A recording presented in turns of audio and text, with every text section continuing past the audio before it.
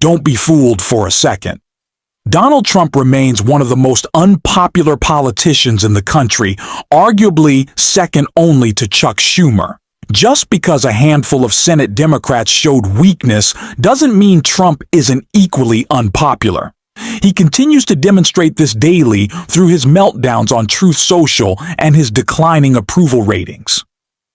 Recently, Trump had a particularly strange meltdown in the Oval Office, including a highly uncomfortable interaction with Kirk that even she found unsettling. We'll break down that awkward and frankly disturbing moment, but before we dive into it, please consider leaving a like on this video. If you enjoy our channel and haven't subscribed yet, hitting that subscribe button really helps support the work we do. Before we discuss the situation with Trump and Kirk, we need to look at another dynamic between Trump and a blonde woman, Marjorie Taylor Greene, whom he recently attacked when asked about her. President earlier today, Marjorie Taylor Greene, who is a big ally of yours, said that she would rather see you focused on nonstop domestic policy meetings here at the White House instead of nonstop foreign policy meetings. What's your response to her saying that, and also saying that grocery prices are up and not down, as you said? Yeah, so I don't know what happened to Marjorie. She's a nice woman, but I don't know what happened. She's lost her way, I think. But I have to view the presidency as a worldwide situation, not locally. I mean, we could have a world that's on fire where wars come to our shores very easily if you had a bad president. We had a horrible president, and we ended up with Russia-Ukraine. I'm not going to give Marjorie Taylor Greene any credit, but she does raise an interesting question that has a very simple answer. Why is Donald Trump so focused on foreign policy? And I put focused in quotes because he really isn't. He doesn't care about foreign policy and doesn't understand it, but he does enjoy meeting with foreign leaders. Why? Because they have to flatter him. It's not because Trump is a master negotiator or because he personally has any real influence. It's because he holds the office of the President of the United States. That position alone commands respect. Leaders come, bring gifts, address him as sir, dress formally, or deal with someone like J.D. Vance yelling at him, and Trump loves it. That's why he focuses on these interactions. It allows him to feel important and admired, even though in reality that admiration is for the office, not for him. If Trump had to confront domestic issues seriously, he would be forced to face the fact that he has largely failed, something he's constantly tried to deny. We had the highest inflation in history, and we now are at a very low point. We're going to be hitting 1.5% pretty soon. So we're at a low point, and he was a high point. We did that. Food prices are way down. It's all coming down. And the biggest decrease, of course, is energy. And, you know, as goes energy, goes everything else. Because when energy comes down, the oil, the electric, I think you're going to see $2 gasoline or something very close to that. In fact, we're already in the twos. But I think you're going to be seeing very soon $2 gasoline. That's like the equivalent of a massive tax cut. Food prices aren't coming down. They're actually rising, and people are feeling the impact in a major way. It's hard to even measure the damage Donald Trump has done, not just to Americans' wallets, but to the national mindset, through his tariffs and the economic chaos he's created. Now, he's trying to distract people by hyping up a new idea related to his tariffs. Bringing them down. Without tariffs, this country would be in such trouble, as they were for many years. That's why we owe $38 trillion. And one of the things we're going to do, we're going to issue a dividend to our middle-income people and lower-income people of about $2,000. And we're going to use the remaining tariffs to lower our debt. We're going to be lowering our debt, which is a national security thing. So we're doing a lot of good work. And the numbers were reported so incorrectly. The real numbers are trillions of dollars have been taken in or gotten in terms of investment from the tariffs. And so if that were ever reversed, it would be a disaster. Frankly, it would be a national security problem for our country. And nobody... This is classic Trump overreach. It's reminiscent of when he promised to eliminate income tax on the campaign trail, an idea born out of fear of losing. What's frustrating about his latest proposal, the so-called tariff dividend, is that it doesn't actually help you. Due to the increase in prices from tariffs, most people are already paying over $2,000 more a year.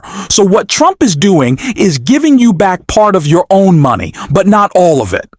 Tariffs are still costing you more than $2,000 annually, and he's just returning a fraction of that through government intervention. Isn't that the opposite of a small government conservative approach?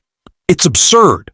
But that's the Trump administration in a nutshell, and the strange behavior didn't end there. As I mentioned earlier, look at what happened with Erica Kirk. Where is Erica? Where's Erica?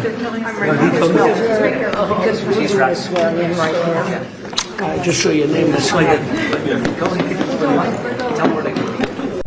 Can we all agree that that was just weird, how he kind of grabbed her and pulled her in? And why does he have to kiss her all the time and just look at her face and look at the grabbing like we saw Vance do it? I know people might get upset with me for saying this, and honestly, I don't really care. Erica Kirk, in my view, is not a widow.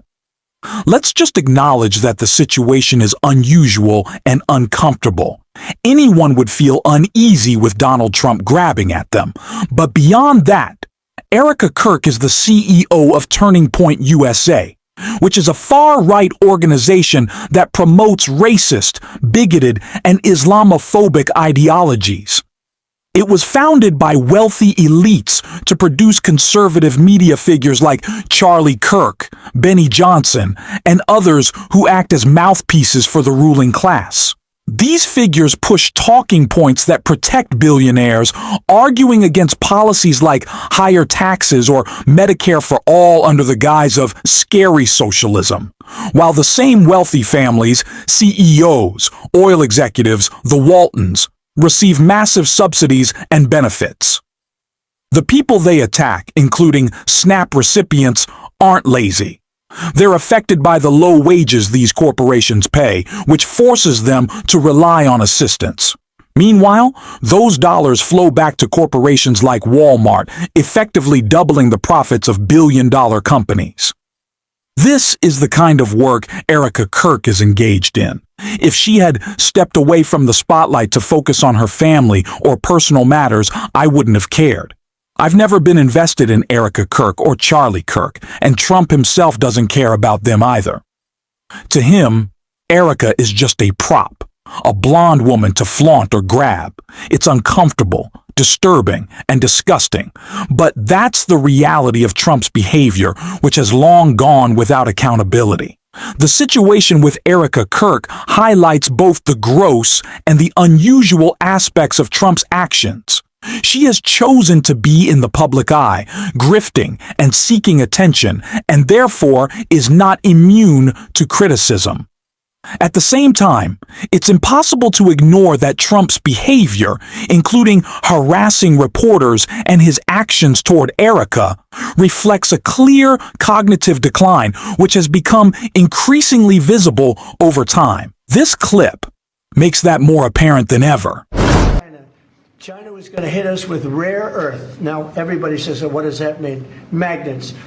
If China refused to give magnets, because they have a monopoly on magnets, because they were allowed to happen over a 32-year period, there wouldn't be a car made in the entire world. There wouldn't be a radio. There wouldn't be a television. There wouldn't be internet. There wouldn't be anything, because magnets are such a part. Now, nobody knows what magnets are. And not overly sophisticated, but to build a magnet system would take 2 years. So if I weren't able to say to China, look, if you're going to do that to us, we're going to charge you 158% tariff. It was 100% on top of 58%. And China called up immediately and said, we will make peace. And we made peace. We made a great deal. They say nobody really knows what magnets are. What are magnets? Who knows? We all know what they are in some sense. They're magnets, but why are we even talking about them? Meanwhile, 50,000 people are at risk of dying unnecessarily because Donald Trump and the billionaire-serving Republicans in Congress are letting healthcare costs skyrocket. Premiums are doubling, even tripling, and they don't care. They're fine with people going bankrupt from medical debt, with rural hospitals closing, and with the health of everyday Americans suffering, all while Elon Musk is set to become a trillionaire thanks to massive government subsidies, including billions in taxpayer money.